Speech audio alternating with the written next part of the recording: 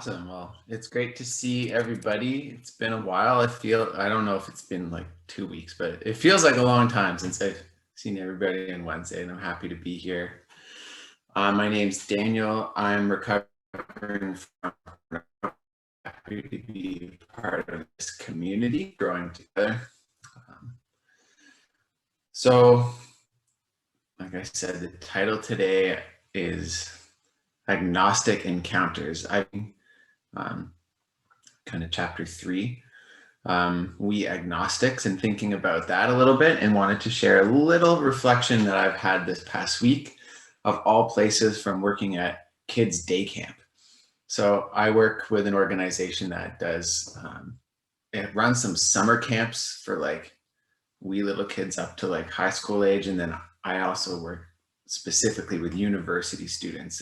I'm wearing actually the shirt conveniently, but InterVarsity. And since camps are short on people this summer to staff all the programs, I'm kind of pinch hitting in whatever roles they need help with. And this past week, it was leading a cabin of 11 to 13-year-old boys at a camp and helping them have a great experience. And I hadn't done something like that in 10 years since I was in high school myself. So it was a bit of a stretch.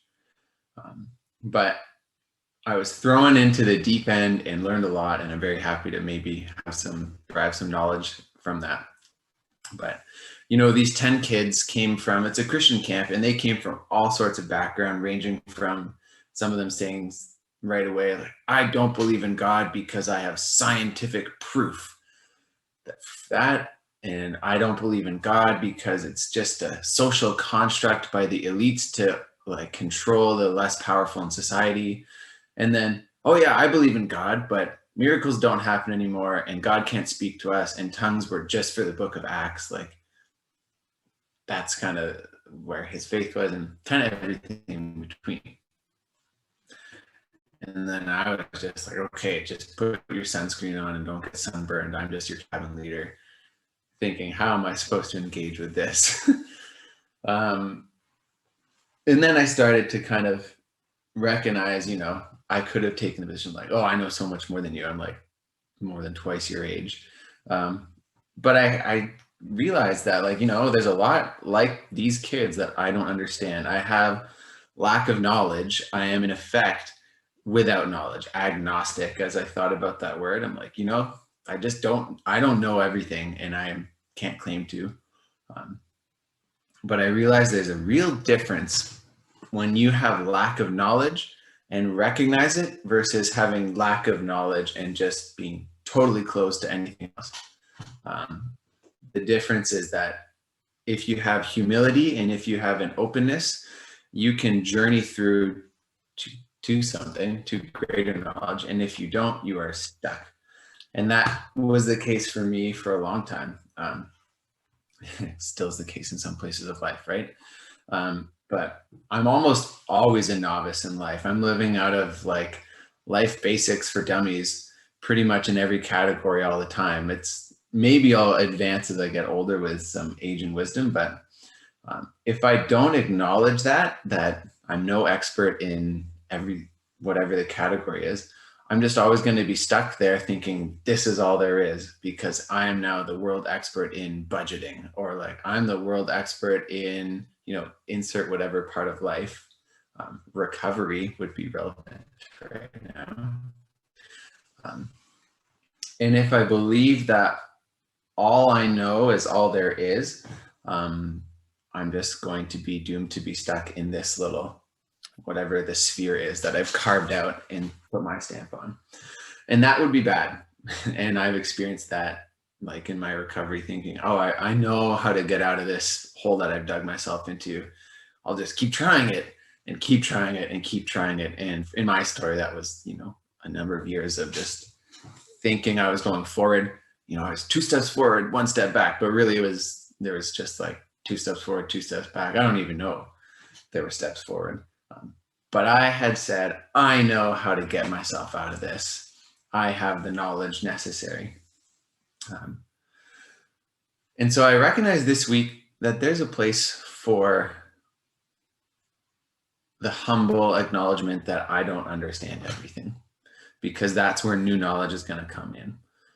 If I embrace my limited understanding, I humble myself and choose to have that as my starting point, new knowledge is going to be able to grow.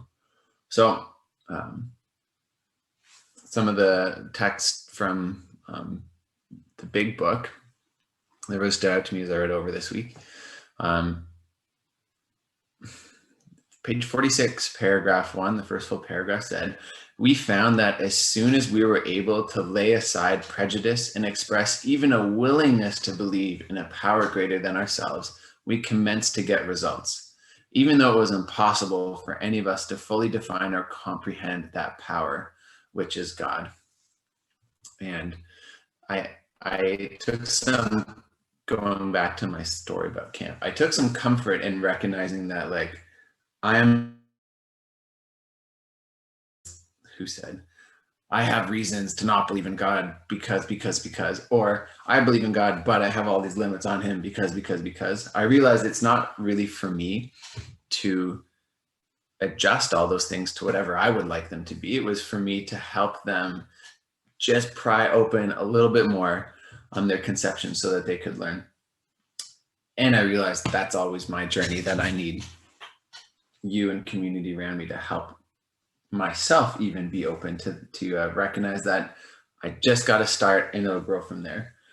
And it's my openness to connect to the higher power that brings encounter. It's the higher power that's like fully charged and ready to turn on the light as soon as I'm willing to just like click. The power is there. It's not like I'm clicking on something that's gonna just give me a dead battery sign. The higher power of the universe is powered all the time. As long as I can get myself towards it, things will happen. So I want to share one story, my favorite story of camp. So the forewarning is this is a Christian camp where we spend a lot of time trying to learn about God and help people learn about God. And I believe that God and Jesus is real and wants to have encounters with us. So that's where this story's coming from. But some of the kids did not think so much. They were, I'm trying to help them be open. I'm like, so like, what are you hoping to get out of tonight? Because we do silly songs, silly skits, and a little bit of a Bible talk and sing some worship songs and trying to help them get into it. And 11-year-old to 13-year-old boys are just like, I don't want to be here. And they complained and they tried to fall asleep on me. And I'm like trying to whack. And I was thinking, like, there's so little openness here. But I really just had to pray and say, like, God, if you are real, can you take that very little bit of openness, the fact that they are here, that they're awake, that their ears are open, can you do something? So they were pretty weak on the willingness front, but at least they were in a place where action could happen. So here's a story. One of the nights we talk about God, we talk about God wanting to talk to us and spend a little bit of time in prayer, just listening. And the camp's really strong in that. A lot of the staff have they just do that all the time. And so the director, one of the co-directors, comes up and says, I got this word. I think God wanted to say that there's someone here whose grandmother is praying for them. You'll know who you are. And God just wants to say, like, he wants you to reach out to him. He wants to like connect with you. So a very personal little message. Look over my group. Half of the group is like just like fidgeting. The other half is half asleep. I'm like, okay, awesome. But we go back to the cabin. Many other very cool things happen in the interim, but we go back to the cabin and one boy takes out a stack of letters. He says, I got 4 letters from my family today. One of them's in cursive though. I can't read it. Can you read it to me? He's 11. So I read it. Sure enough, it's from your grandma. And about 2 paragraphs in, it says, I am praying for you that God would reveal himself to you and that you would know his love. And I tell him, wow, isn't that just like what the director said in his little word? And he said, what word? It's like, oh, okay. So I told the whole story. And then the cabin just erupted. Like, all the kids are just hooting and hollering saying, oh my goodness, how could he know? Like, you hadn't even opened the envelope. Maybe God is really trying to talk to you. And then one of the kids who is saying God can't exist because I have scientific reasons, the day before, he says, like, science can't disprove this. My parents don't know like that this could happen. And it was just a thrilling experience, because very little willingness on this kid's front, but he was there. And it was very obvious to him, and everyone else heard the story, that God was kind of reaching out. God was doing the encountering. This kid had a distinct lack of knowledge. He was super agnostic. He knew like nothing about God, and he wasn't that motivated to learn. But like page kind of 46 says, when, yeah, as soon as we open ourselves to God, we lay aside prejudice, even express a willingness to believe, we commence to get results. And, you know, that story, I see myself in this little 11-year-old boy in a lot of ways. Like, I'm half-hearted. I'm kind of interested in getting something out of God, but I don't really know how. And if it was up to me, it probably wouldn't expand much beyond my experience thus far. But the encouragement there is that God, the higher power of the universe, is way more invested in connecting to me than I am in connecting to him. That God is way more invested in my recovery and me becoming the person God wants me to be, than even I am, or even like my sponsor is, or even my best, like whoever it is. God is way more invested and engaged than I would be able to see by my own power.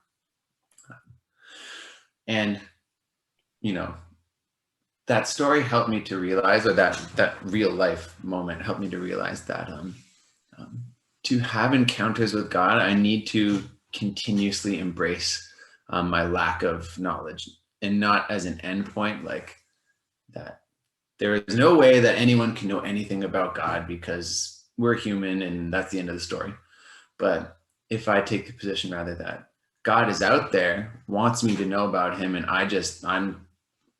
I'm like level 1 knowledge, I can start to grow and I can be open to God revealing himself to me, and living a new kind of life on the spiritual level. I realized that one of the things that stands in my way of that, we're talking about actors, like kind of in the How It Works chapter, talking about, you know, I can take on different roles and try and make everything about me. I can, unfortunately, often take on a role of, I am a spiritual expert, or I am an expert in recovery, or I am like the ultimate podcast listener and I listen to all the recovery podcasts, and so I know it all.